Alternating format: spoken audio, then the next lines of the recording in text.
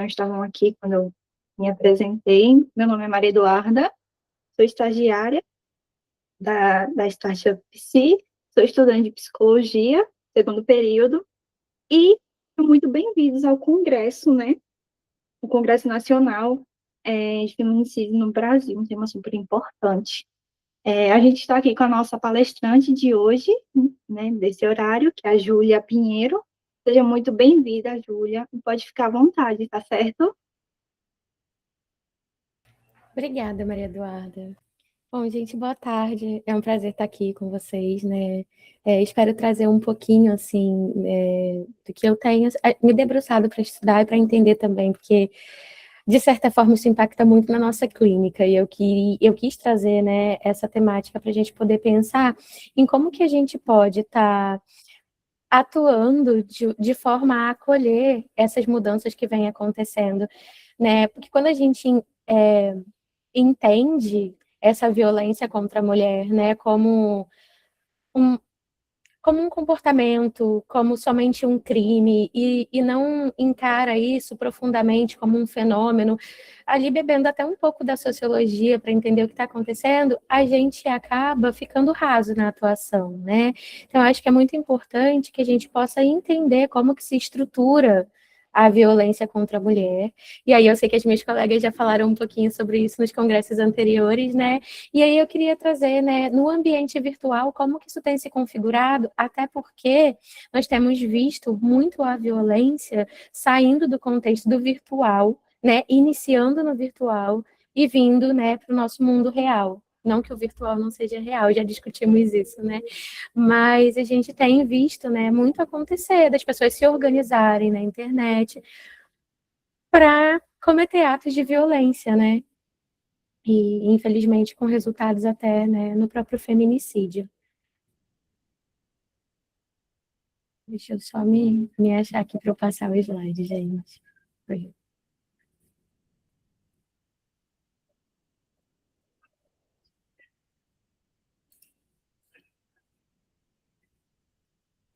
Então, eu vou começar falando um pouquinho sobre a origem, né, do termo Red Pill, que eu acho que a gente tem ouvido bastante aí, né, ultimamente. É uma cultura que não sei como nem porquê, mas está em alta, né?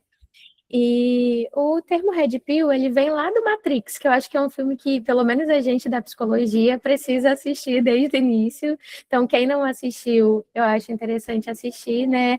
É um filme que vai trazer muitas problematizações, e olha que curioso, né? Porque é um filme de duas mulheres, e o termo, né, sai dele. A analogia da pílula vermelha, né, da Red Pill, é que no filme, o Keanu Reeves, né, que é o Neo, ele é convidado a escolher qual pílula ele vai querer tomar. A vermelha vai mostrar para ele toda a verdade da vida, todos os segredos, tudo que acontece de fato, né, como que funciona o sistema. E a azul, ele continua, né, mantendo a ignorância dele. E o termo, ele vem cunhado daí, desse momento do filme, né? Tem algumas outras pessoas que falam sobre alguns outros filmes que fazem menção a isso, mas, de fato, a ideia é que o movimento Red Pill, ele vende a verdade por trás do sistema e como que você pode manipular isso ao seu favor, né? E isso vem muito para o contexto das relações, né? E eles vendem, né, como se eles fossem, de fato, dar essa verdade em relação a relacionamentos, ao gênero e também a como funciona a sociedade. Só que, e a gente vê, né, essas ideias muito difundidas em fóruns na internet, em jogos, né, por incrível que pareça, mas a gente tem um movimento desde que a cultura woke, né, que é a cultura de trazer um pouco mais da questão de gênero, de inclusão para dentro dos games, né, dos jogos, a gente tem uma reação muito forte do público masculino contra isso, né? Nossa, é um absurdo aquele personagem agora ser mulher. Nossa, é um absurdo que a pequena sereia seja negra. Nossa, né? Então, assim, a gente tem um movimento que vem contra ao movimento de inclusão já há bastante tempo. E ele é construído, né, inicialmente, nesses fóruns anônimos. Né? A gente tem aí que é da minha época, né? Os chans são o que tem o 4chan, que era onde inicialmente, né, o 4chan era usado para postar fotos, né? Postava-se fotos de animes, construía-se fanfics, né? Fanfics são aquelas histórias que a gente escreve com os personagens de algum outro desenho ou anime, baseado no que a gente gostaria que acontecesse naquela história, né? E a gente tem dentro desses fóruns uma misoginia muito grande, porque muitas das vezes você não precisa fazer cadastro para entrar. O Reddit e o 4chan são fóruns em que você pode postar anonimamente. Então, lá começa, né, primeiro, a objetificação do corpo feminino, né, porque os personagens que são postados, ou os redesenhos, né, porque tem a fanart também, e os redesenhos que são postados são sempre mostrando muito o corpo da mulher, né, a exploração dos seios, dos glúteos, enfim, né, e a gente vê de forma muito objetificada. Só que isso sempre se deu num ambiente, assim, meio dark da internet, né? A gente tinha poucas pessoas, a gente tinha isso mais difundido realmente, e a gente tem estudos sobre isso, nesse contexto dos games, né? Eu acho que todo mundo que já jogou, não sei como é que é o público aí, mas o pessoal que já jogou jogos online vai lembrar, né, aí daquele contexto onde os homens faziam personagens femininos para poder ganhar presentinho de outros homens no jogo, né? E quando tinham mulheres que de fato estavam jogando, né, que iam lá, os garotos vinham dar um suporte, ensinar como jogar, inicialmente pelo TeamSpeak, que era o programa que a gente usava para jogar os jogos, né? E aí, quando você era mulher, as pessoas iam ali te cercando. E dentro desse imaginário masculino dos jogos, que geralmente são pessoas, não é querendo rotular, mas as pessoas que jogam mais têm menos contato social externo, né? Porque você prefere ficar jogando, a gente vê isso muito na clínica infantil hoje, né? Jogando em casa do que ir para a rua conhecer pessoas novas. E aí, por essa ausência desse contato, né, eu acho que ali se desenvolvia, e também porque no contexto virtual, sem a pessoa ver o seu rosto, é muito mais fácil você poder dialogar e falar o que você quer, né? Antigamente não tinha isso de vídeo, né? Era na fala só. E aí, ali cresce muito difundida essa cultura do dar o presente para a menina esperando que ela case com você no joguinho, que ela assuma um relacionamento virtual com você. E acontecia muito, né, dos meninos se sentirem rejeitados, quando essas meninas, apesar de aceitar os presentes, não estavam dispostas a dar para eles o que eles queriam. Muitos queriam pagamentos em nudes, por exemplo, né? Todo mundo tem consciência do que é nudes, né? Não vou precisar explicar. De fotos íntimas, né, das meninas, né, sem roupa, enfim. E quando isso não acontece, isso vai gerando discurso de ódio. Então, dentro dos jogos, né, esse movimento ele vem muito forte a partir dessa noção de relações como produto, né? Ai, peraí. Ele não tá passando, peraí só um segundo, agora que eu vi. Foi. E aí é bem sobre isso que eu queria trazer, sobre a mercantilização das relações. A gente vai pensando em como a gente vai construindo as relações e percebe como que eram os relacionamentos antigamente. Se a gente for parar para pensar, como que nosso avô, nossa avó, lá atrás se conheceram? Amizade de família, se encontraram num baile, uma coisa, né, puramente presencial. E ali, né, não dizendo que já não era uma mercadoria, porque geralmente os casamentos eram arranjados, né, na maioria das vezes, as famílias ali com seus interesses, né, isso bem lá atrás, tá, gente? Mas eles ainda se conheciam, a mulher já era um produto, mas ela estava ali, né, dentro daquela relação patriarcal, onde ela servia a família. Aí a gente vai passando e vai pensando, né, na nossa época mais para cá, dos nossos pais, por exemplo, como que era? Já era uma coisa mais livre. A gente teve um movimento muito libertário, né? Acho que resultado do movimento hippie, da construção de direitos da liberdade, da mulher e tudo mais, a gente começou a ter relacionamentos que se constituíam pelo amor. As pessoas se encontravam, se apaixonavam, se conheciam realmente, estavam presentes no dia a dia, mas elas tinham a sua vida. Elas trabalhavam, elas estudavam, elas faziam suas coisas e era muito pouco permeada pelo celular. E o celular era só para mandar mensagem de texto ou para atender ligação. Hoje não. Hoje, como que são as nossas relações? Através do Tinder, do Bumble, enfim, N aplicativos de relacionamento. Hoje, a gente tem o Estado, desculpa, o sistema agenciando as nossas relações, né? A gente tem aplicativos que promovem encontro, a gente tem bate-papos, enfim, com o intuito, né, de se relacionar. E a gente está sempre conectado. E as relações, elas se conectam a partir das redes. Então, assim, tudo está permeado pelo digital hoje. E a gente muda, né, como a gente vai se relacionando. E é interessante pensar porque a gente ainda tem uma liberdade, mas a gente está muito construído a partir desse valor da relação, como o Bauman vai falar lá sobre as relações líquidas, né? E eu acho que é importante a gente pensar sobre isso hoje, porque são relações líquidas onde o que a gente chama de love bombing, né? Que é isso, a gente conhece uma pessoa, fica falando com ela 3 dias direto, né? Nossa, parece que eu conheço essa pessoa pela vida toda. Claro, antigamente você encontrava com uma pessoa na rua, passava 30 minutos com ela num dia, no final de semana via de novo, você ia conhecendo a pessoa por partes, você tinha um ritmo de relação que não era acelerado e desenfreado. Hoje não. Hoje a gente tem relações que são constituídas a partir de 3 dias direto de conversa, porque a gente tem ali o WhatsApp, a pessoa vai dando jeito, e se a pessoa não te responde é porque você não é prioridade para ela, como se ela tivesse que estar o tempo inteiro no telefone, dando um jeito de falar com você. Por que a gente precisa se sentir tão especial a ponto de alguém ter que parar tudo para falar com a gente, né? E as relações foram mudando dessa forma, e a gente passou a entender quem é que serve, quem é que não serve, a partir desse valor calculável, do que essa pessoa pode me dar. Sabe? Do que eu tenho com essa pessoa, o que isso vai acrescentar no meu futuro. E a gente começa a valorar isso, né?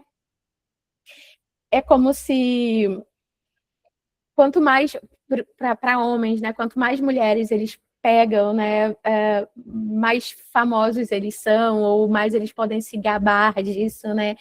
Isso já vem de antes, mas hoje mais ainda, porque agora a gente tem as redes sociais onde todo mundo pode publicizar isso, né? E ir comentando, enfim. Então, assim, a gente tem relações que de fato são descartáveis. A gente vai ali, tem o que a gente quer, parou de dar pra gente o que a gente quer, né? A gente pode descartar, por quê? Lei da oferta e procura, é mercantilização da relação mesmo. Olha, eu te achei, você me deu o que eu queria, igual aquele lance do sem filtro. A mulher não transar no primeiro encontro. Essa não fez no primeiro encontro, então não preciso continuar com ela, tem outra que vai fazer. Né? Não é uma crítica a quem faz ou a quem não faz. Eu acho que a gente é livre para decidir como vai ser, mas é importante pensar nisso, que, né, a pessoa vai escolhendo a partir do que ela vai recebendo do outro, né? É uma relação de oferta e procura, porque sempre vai ter um outro, né? Às vezes é bom que tenha e às vezes não tanto. E aí eu acho que para pensar, né, como que a gente foi mudando a forma de se relacionar, é importante a gente pensar o que foi mudando na sociedade para isso acontecer. Porque quando eu falei lá dos relacionamentos tradicionais, do nosso avô, da nossa avó, a gente vivia num mundo, num contexto em que o homem trabalhava, a mulher não trabalhava, né? A mão de obra do homem era valorizada, a gente tinha muita oferta de emprego, as coisas estavam estáveis e o homem era, né, o responsável pelo sustento da família. O homem tinha uma função social dentro das relações e fora delas. Isso, né, quando a gente tinha um capitalismo mais tranquilo, mas quando a gente chega no capitalismo tardio, quando a gente pensa, né, no capitalismo mais financeiro e com a chegada do liberalismo, a gente tem um pouco isso meio abalado, né, dá uma sacudida nessa realidade, porque o emprego, a oferta de emprego diminui, os empregos se precarizam, né? O salário é menor, o homem já não consegue sozinho bancar a família, as mulheres precisam entrar no mercado de trabalho. E aí você imagina, né? Não dá para a gente pensar no homem em si, mas se a gente for pensar no homem como um movimento, né? Imagina você que tem a sua postura, o seu papel bastante definido na sociedade. E aí tudo muda de repente. E você não é mais o responsável por prover, você não é mais o líder daquela instituição família, né? E as mulheres estão entrando no mercado de trabalho, as mulheres estão tomando as rédeas, as mulheres estão mais independentes, né? Isso assusta o homem, né? O homem que está acostumado com uma posição que agora não é mais só dele. Opa, peraí, como que ela pode ocupar a mesma posição que eu? Alguns homens conseguem lidar com isso melhor, outros não tanto. Você pode ver o vovô lá, ele ainda vai pensar: será que eu quero que minha mulher trabalhe? Se bem que a gente tem os movimentos na internet das mulheres que querem voltar a ser só donas de casa, né? Mas enfim, a gente tem dificuldade dos homens, né, que são mais tradicionais, de encararem isso, né? E a gente vai vendo as mulheres se inserindo cada vez mais numa lógica que a sociedade tinha como masculina. E aí, o movimento Red Pill ele vai surgir exatamente nessa ausência de direcionamento do homem. Para dizer, né, nossa, antes era melhor. O homem como o alfa, o homem como o cara que banca, que provê, que diz como tem que ser, era muito melhor. A gente precisa restaurar essa hierarquia. A gente precisa, de alguma forma, mostrar como que a gente pode dominar as mulheres. E aí, é muito interessante pensar nesse contexto, porque olha que louco, a gente tem um movimento em que o nosso sistema financeiro, ele muda, isso causa instabilidade na vida do homem, né? E ao invés deles se debruçarem sobre esse sistema e repensarem isso, eles trazem o ódio contra quem está também sendo, né, colocado nesse lugar pelo sistema, que são as mulheres. Porque se a gente vai para o mercado de trabalho, se a gente. Tudo bem que a gente luta ali pela nossa garantia de direitos, mas sempre, né, querendo chegar num pé de igualdade. E através do feminismo, a gente vai conquistando o direito ao voto e tudo mais. E isso assusta os homens, né? E aí, a partir disso, pela ótica do movimento Red Pill, né, as mulheres viram inimigas dos homens. Como se elas tivessem que voltar ao seu único papel na sociedade, que é servir ao homem, né, dar filhos, e é isso, assim. E aí, né, a gente trazendo mais para essa questão do movimento dentro da internet, né, o sistema continua lucrando com isso, porque o discurso de ódio, gente, ele é descolado. Para quem vê as redes direto, o que engaja? É quando a gente é contra. O que engaja? É quando a gente traz alguma polêmica. E o discurso Red Pill, ele engajou muito, né, na adolescência e nos meninos mais novos, que muitas vezes vêm ressentidos e frustrados por algum insucesso na relação, assim como eu te lembro que eu tinha falado lá dos meninos, né, que esperavam que as meninas mandassem coisas porque ganhavam presente no jogo. O movimento Red Pill, ele vai pegando toda essa geração. A gente sabe que na adolescência é muito difícil a gente se relacionar, tanto para os meninos quanto para as meninas. Só que eu acho que para as meninas tudo é muito difícil desde sempre, a gente já está meio nesse lugar mesmo, né? Mas para os homens antes era mais fácil, né? E agora ficou mais difícil de fato. E eu acho que eles vão traduzindo, né, essa frustração, que é algo natural. Porque é natural a gente se frustrar com meninos e com meninas na adolescência, né? Mas os meninos, eles vão encontrando no discurso Red Pill um consolo para rejeição, para o sofrimento, para as mudanças da adolescência, e isso é muito perigoso, né? E esse discurso de ódio, ele engaja, né? E aí a gente tem o quê? os coaches, os influenciadores, né? A gente tem aí esse grande caso que eu acho que choca todo mundo, eu já acompanho há algum tempo, mas é do Juliano Casarré, aquele ator, né? Que ele está vendendo um curso sobre como você ser o macho alfa, né?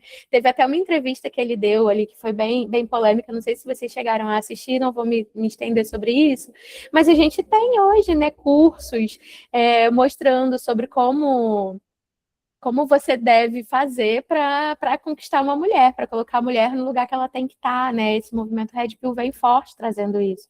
Não sei se vocês assistiram a série Lucifer, mas ela tem um caso que o Lucifer tem que desvendar que mostra brilhantemente essa face Red Pill, né? Que é um influenciador super famoso, que ele não se relaciona com ninguém, tipo, ele é super fracassado e na vida, assim, de um modo geral, tá tudo dando errado para ele. E ele, tipo, começa a vender livros e dar palestras escondidas sobre como você se torna um macho alfa. Né? E é muito curioso, porque eles usam termos, né, que atraem o que a gente vai falar da gamificação ou gamificação, né, do ódio, os termos, as siglas, as hierarquias, né? Eles vão trazendo essa dinâmica da competição, do vencer, do conseguir, do conquistar, que vem dos jogos, né, para esse cenário onde. Desculpa, gente, minha garganta falhou. Onde os homens querem de fato estar, né? Então a gente tem, né, na internet esse cenário que propicia muito o discurso misógino. É descolado você ser contra mulheres em jogo, é descolado você ter uma posição de macho alfa, né? E aí o que eu estava falando vem aqui, que é exatamente sobre isso. O sistema coloca o homem numa posição de fragilidade e ao invés de ter um movimento, né, de busca, de recuperação da identidade ou de reconstrução, eu acho, né, de recriação de uma nova identidade do homem, como movimento, não. Eles vão para uma estratégia individual. Cada um no seu cantinho vai ter que se resolver com a sua insegurança, né? E aí esses discursos de ódio acabam ficando ainda mais nítidos, né? Porque imagina, menino de 13, 14 anos, sozinho, né, que não se deu muito bem nas relações, tendo ali um adulto que aparentemente está se dando bem na vida, dizendo para ele que se ele fizer isso, isso, isso, ele vai conseguir. Mas a gente não pensa que essa instabilidade toda vem a partir de transformações profundas na sociedade, né? E aí o discurso é sempre você tem que fazer mais. Então, olha só, tanto para as mulheres quanto para os homens, olha só, o foco é o seu corpo, tem que ter o shape bem definido, tem que ter dinheiro, tem que, olha, não pode se apaixonar. A mulher para você tem que ter aquela utilidade. Você vai fazer aquilo ali, você vai ter um troféu e é isso, sabe? Né, que a gente chama de otimização do self. É como se você tivesse que dar conta de tudo sempre. Você tem que ser melhor para ter a melhor mulher, você tem que, né, e vai colocando isso de forma hierarquizada, como a gente estava falando. E eu acho interessante esse conceito da desconfiança sistêmica, porque o Red Pill ele ganha muito espaço, trazendo exatamente a desconfiança sobre a sociedade, né? Sobre como se tudo fosse um jogo e que existisse uma forma de manipular o sistema. Né? E aí a analogia da pílula vermelha, ela vai muito nesse sentido, né? Porque é como se, por exemplo, a sociedade fosse uma grande teia, um grande jogo, e que a partir do momento que você se engaja no movimento Red Pill, você vai estar sabendo como burlar essa sociedade, né? Que é manipulada, que é um jogo, né? Você vai poder zerar a vida, você vai conseguir o que você deseja e vai ter sucesso nisso, né? E aí é sempre para o benefício próprio. E a empatia, a alteridade, ela vai ficando de lado nesse discurso, né?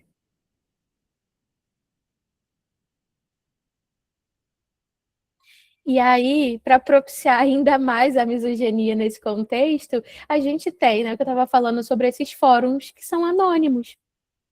E aí, assim, tudo bem que a gente tivesse um movimento de homens conservadores que quisessem se reunir para sei lá, para entender como que eles querem lidar com um novo tipo de sociedade ou de como as mulheres, né, se engajam dentro dessa sociedade. Só que isso acontecendo de forma anônima, em fóruns virtuais, onde a gente não tem nenhum tipo de controle, isso é muito propício para surgir sempre aquela pessoa que vai lá e, mas isso tudo é culpa da mulher, mas a gente precisa tirar ela desse contexto, a gente precisa colocar ela no lugar dela, né? E a gente acaba não tendo um filtro, porque é isso, no anonimato, qual que é o problema de você se expor e de você, né, discursar de forma mais violenta? Não vai gerar consequência para você.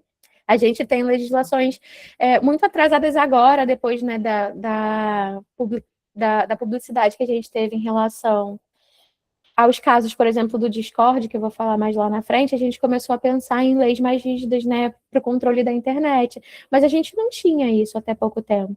2010, 2008, ali, era um solo fértil para esses fóruns, esses discursos de ódio.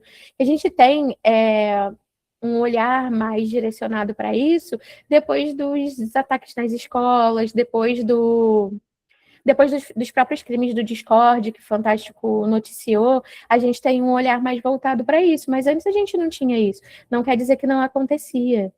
Dentro desses fóruns, a gente já estava vendo esse movimento ser construído há muitos anos atrás. Hoje ele reverbera aí com esses casos que eu falei, com a série Adolescência que a Netflix trouxe, né? Que não traz muita informação, mas mostra, né, sobre a dor do resultado do que acontece, né, quando a gente realmente compra esse discurso de ódio misógino, né? E aí é o ponto que eu acho que é mais importante, né, trazer dentro da nossa temática do próprio feminicídio, que é que a gente inicia, né, através do ambiente virtual e acha que isso não vai ter consequências. Mas, na verdade, muitos crimes são cometidos na internet ou a partir da internet. Então, quando a gente tem esse discurso de desrespeito contra a mulher, né, difundido amplamente como se fosse uma nova forma de se portar na sociedade, a gente tem a legitimação do cyberstalking, do cyberstalking e do doxing, que são formas de bullying na internet, né? O doxing, então, é muito utilizado nessa época dos crimes do Discord, é quando você consegue informações, né, secretas ou sigilosas de alguma pessoa e você chantageia ela, né? Você assedia ela para conseguir o que você quer. E a gente também tem incitamento à violência, né? A celebração dos agressores. Eu não sei se vocês chegaram a ver, né? Eu queria até trazer o vídeo, mas ia ficar muito longo, né? Sobre como funcionava, né, essa teia do Discord e como eles eram aclamados a cada violência que eles cometiam, maior violência, eles ganhavam um cargo hierárquico mais alto dentro do que eles chamavam de panelas do Discord, né? Que eram grupos onde eles se encontravam para, de fato, serem superiores. Né? O discurso ali era claramente misógino, né? As vítimas eram, em sua grande maioria, mulheres. E a gente tem a violência sexual digital, né? Que é essa chantagem. O compartilhamento não consentido de nudes, até quando a mulher manda de forma voluntária.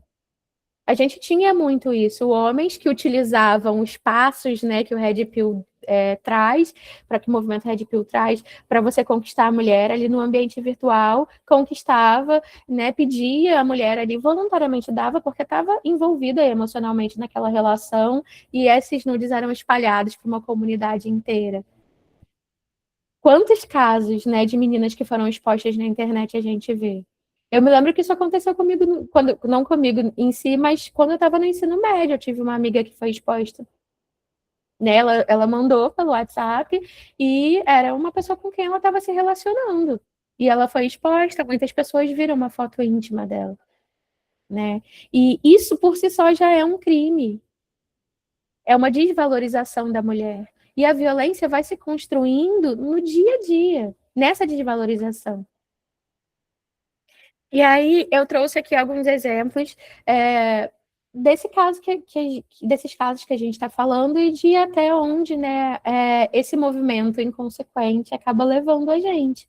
Né? Aqui são as notícias que do ladinho de cá, no canto direito, são as notícias, né? A polícia prende um suspeito de criar grupo no Discord para estupro virtual. Né? O caso do King do Discord, não sei se vocês vão lembrar, né? Que eram jovens de 24 anos que... Nossa, aqui tá 19. Mas é 24. Que foi preso, gente. Tá preso até hoje. Por quê? Porque eles chantageavam meninas. Eles faziam elas fazerem coisas absurdas, de automutilação até fotos íntimas, e se relacionar com garotos, elas precisavam provar que elas estavam fazendo isso, tudo dentro do Discord, né? E na série Adolescência, como eu disse, né, até onde vai? O que que acontece? Na série parece, né, que o menino tem algum tipo de transtorno, mas eu acho que é muito importante a gente pensar que não é necessário um transtorno para que a violência aconteça, que muitas pessoas são violentas, e que é muito ruim a gente taxar todo mundo que é violento de psicopata. Que a gente precisa problematizar isso e entender essa construção, e é por isso que eu trouxe desde o início a construção, e falando sobre como, né, a construção do capitalismo e a mudança estrutural para o homem é tão impactante, porque de fato, gente, é angustiante. O homem que perde o seu lugar, né? Para eles perderam o lugar deles, eles estão tendo que dividir o lugar que para eles era soberano com mulheres. E tem esse livro, né, que aconteceu com a minha filha, que eu acho ele muito interessante. Ele não necessariamente, ele está aqui comigo, ele não necessariamente vai falar sobre a violência contra a mulher, mas ele fala, né, sobre as violências que acontecem a partir dessas panelas do Discord, né, e como isso gera um sentimento misógino até nas próprias mulheres, que acabam se envolvendo nessas panelas e acabam fazendo isso com elas mesmas e com outras mulheres. Então, isso é mais para pensar mesmo como que a misoginia joga a gente num lugar muito ruim de normalização da violência, né?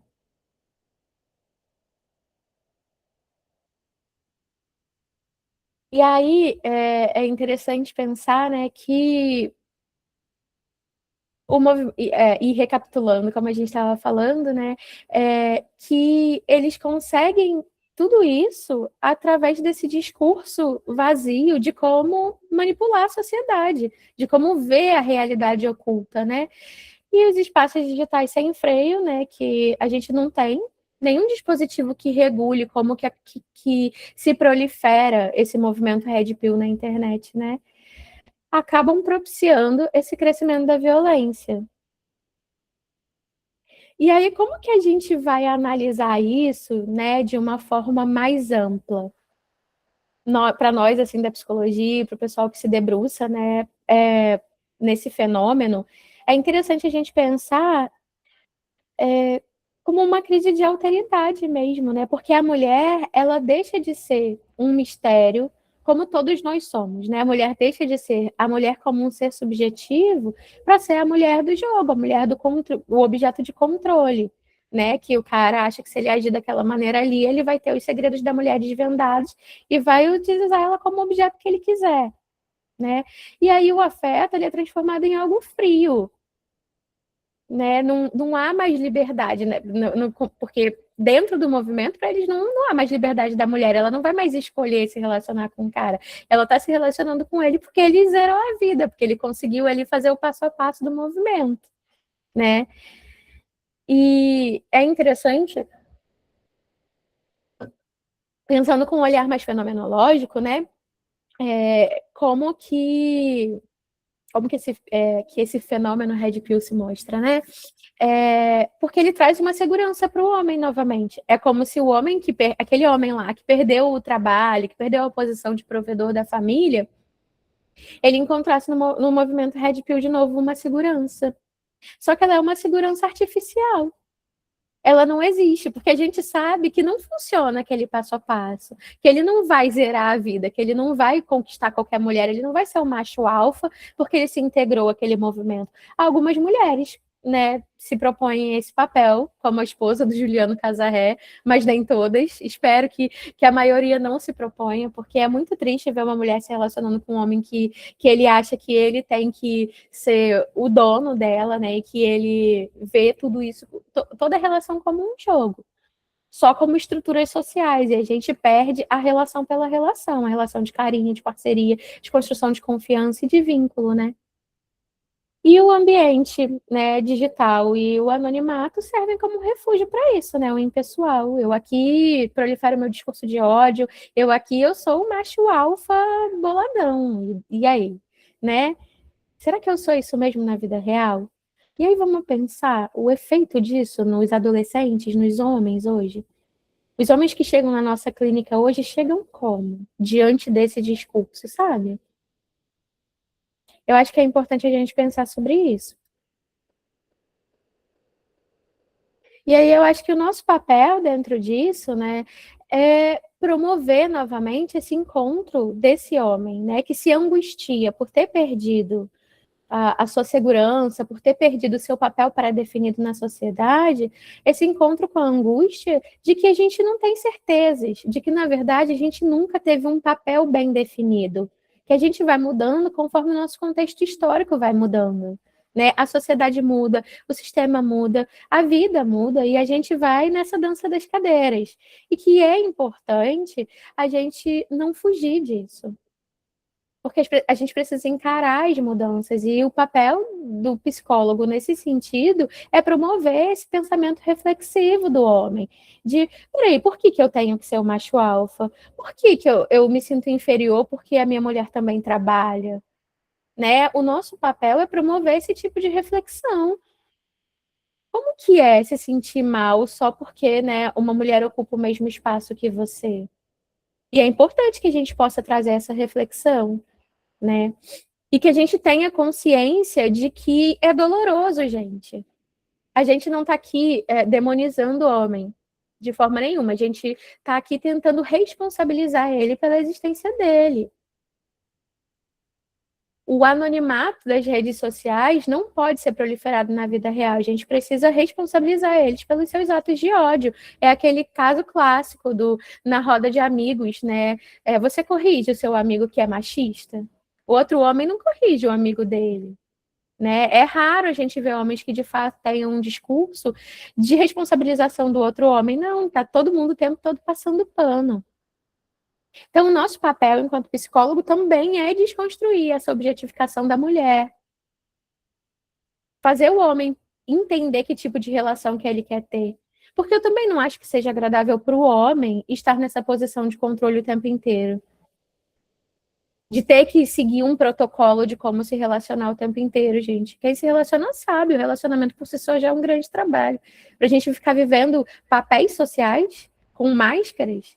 Então, a ideia é trazer a reflexão disso, né, para o homem.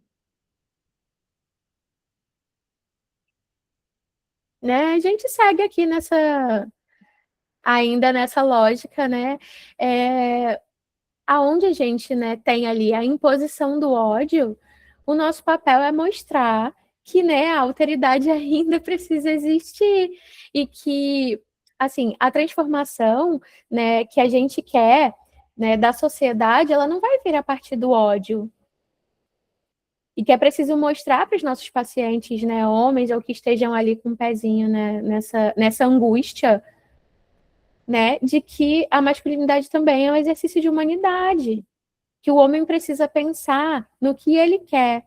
E se ele tiver uma filha mulher, ele vai querer que a filha mulher dele seja vista como um objeto? Eu acho que todas essas coisas são armas para que a gente... Armas não, são ferramentas que a gente pode usar na clínica, né?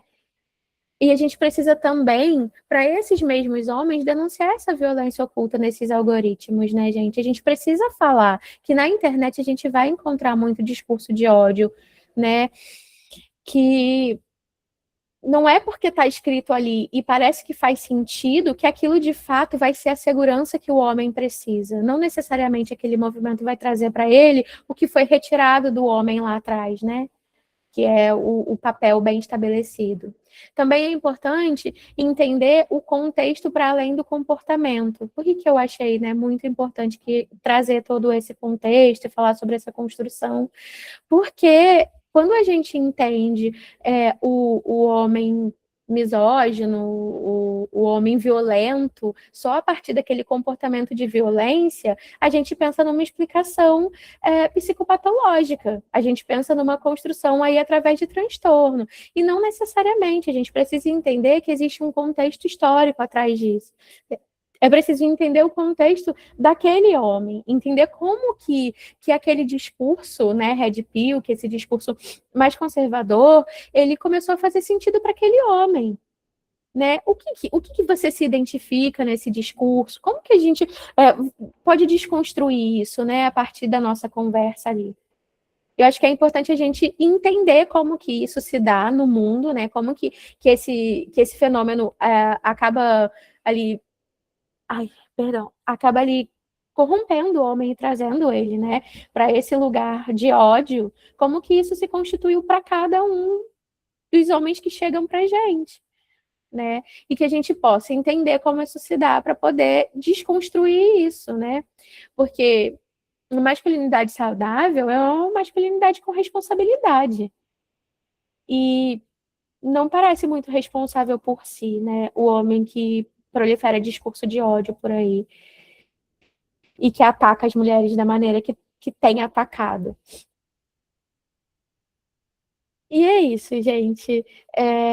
Eu espero que eu tenha conseguido trazer, né, um pouquinho do que eu queria trazer sobre esse contexto digital e as violências, né, que estão muito presentes hoje no nosso dia a dia.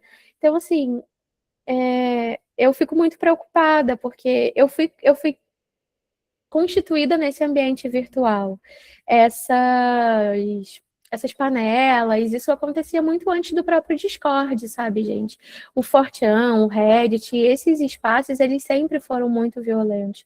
E eu tenho uma preocupação muito grande hoje, sendo, né, psicóloga também infantil, não só, mas né, a demanda infantil tem crescido muito. É muito importante pensar como que a gente lida com essas crianças que chegam para a gente na clínica, que estão o tempo inteiro acessando esse discurso de ódio, dentro dos jogos, através desse ambiente que é anônimo. Eu já pego na minha clínica resultado disso, sabe, gente? E eu acho que é nosso papel social. A gente, enquanto psicólogo, a gente não pode ser neutro, sabe? É importante que a gente se posicione diante disso. Que a gente possa mostrar para esses homens que as mulheres não estão contra eles. Que isso é uma construção de mercado e que as relações passaram a ser lucrativas para um sistema, sabe?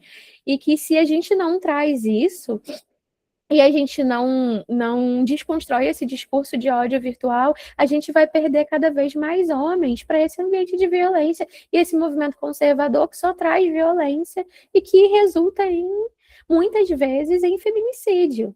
E é muito importante que a gente possa estar presente e dando esse suporte, entender que às vezes uma angústia, assim como foi do próprio menino lá, para quem assistiu a série Adolescência, né? Ele estava ali sofrendo um bullying de uma menina, pelo menos é o que se entende, porque a série é bem sem pé nem cabeça, se a gente for parar para olhar num viés mais relacional, ela é bem focada nas emoções e não no contexto racional, né? Mas assim, o que acontece é o quê? É que ele se descreve ali como incel, que é um dos movimentos da Red Pill, né?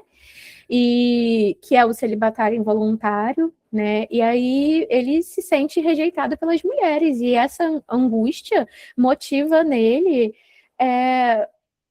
uma reação violenta a ponto de matar uma menina. E essas realidades estão muito presentes. A gente teve um caso aqui, né, num colégio muito conhecido no Rio de Janeiro, na Zona Sul, um caso de meninos que estavam se reunindo na internet por esse discurso de ódio, e eles, né, abusaram, foi um estupro coletivo de uma menina. Então, assim, esses ambientes propiciam esse tipo de movimento e essa organização anônima, que não é tão anônima assim, porque os jovens se conhecem, né? E concretizam a violência no mundo real. Então é isso, gente. Quem quiser perguntar qualquer coisa, debater sobre o tema, mas o que eu queria trazer mesmo era esse sentido, né, da importância da nossa ação, é, não antecipada, porque já começou, né, mas da nossa ação com os nossos meninos em clínica. Muito obrigada, Júlia, pela palestra. Muito importante nesse tema. Eu achei super relevante o fato de você trazer a objetificação da mulher, né? E como a internet também intensifica esse movimento, né? Sim, Porque ontem, em uma matéria que eu tive na faculdade, que é comportamento, competências socioemocionais, o professor estava falando que é importante você não confrontar também, quando você disse do grupo de amigos, né? Mas sim fazer a reflexão. Tipo, sim. você considera isso? Você já pensou aquilo? Porque se você confrontar de início, assim ele vai querer se defender. Não vai Uhum. pegar uma reflexão e entender o porquê que aquilo está errado, não é? Por isso É, que eu falei que na nossa profissão é importante a gente desconstruir esse discurso e não ir para o embate. exatamente. É muito importante, de verdade. E agora vai ter um momentinho para perguntas. Quem quiser fazer aqui no chat ou aqui mesmo por áudio, pode ser, fiquem à vontade, tudo bem?